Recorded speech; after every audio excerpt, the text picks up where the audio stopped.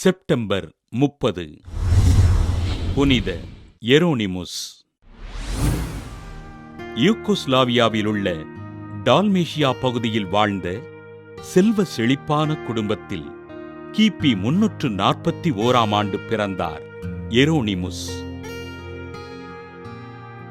தன் ஆரம்ப கல்வியினை டால்மேஷியாவில் கற்ற எரோனிமுஸ் தன் உயர்கல்விக்காக கிபி 360 ரோமைக்குச் சென்றார். கிபி 366 திருமுழுக்கு பெற்ற எரோனிமுஸ் தொடக்ககால விவிலிய அறிஞர்களுள் ஒருவரான அப்போலினாரிசினை சந்தித்து மறையறிவினை வளர்த்துக் கொண்டு குருவானார். கிபி 382 ரோமை சென்ற இவர் திருத்தந்தை முதலாம் தாமசுவின் உதவியாளராக 5 ஆண்டுகள் பணியாற்றினார். எழுத்தில் ஆர்வம் கொண்ட அருட்தந்தை எரோனிமுஸ் பழைய ஏற்பாடு மற்றும் புதிய ஏற்பாடு நூல்களை லத்தீன் மொழியில் மொழிபெயர்த்தார்.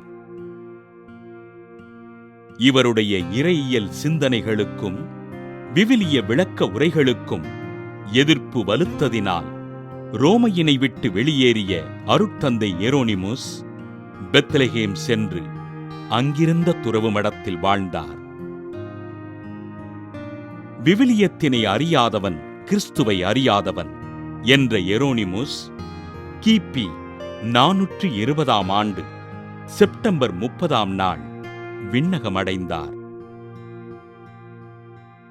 எப்போதும் வேலை செய்து கொண்டே இரு, கடவுள் வந்து பார்த்தாலும் அலகை சோதிக்க வந்தாலும் நீ சுறுசுறுப்புடன் இருப்பதைக் காண வேண்டும் என்று மொழிந்த அருட்தந்தை எரோனிமுசினை திரு அவை புனிதராக உயர்த்தி மொழிபெயர்ப்பாளர்களின் பாதுகாவலராக அறிவித்தது.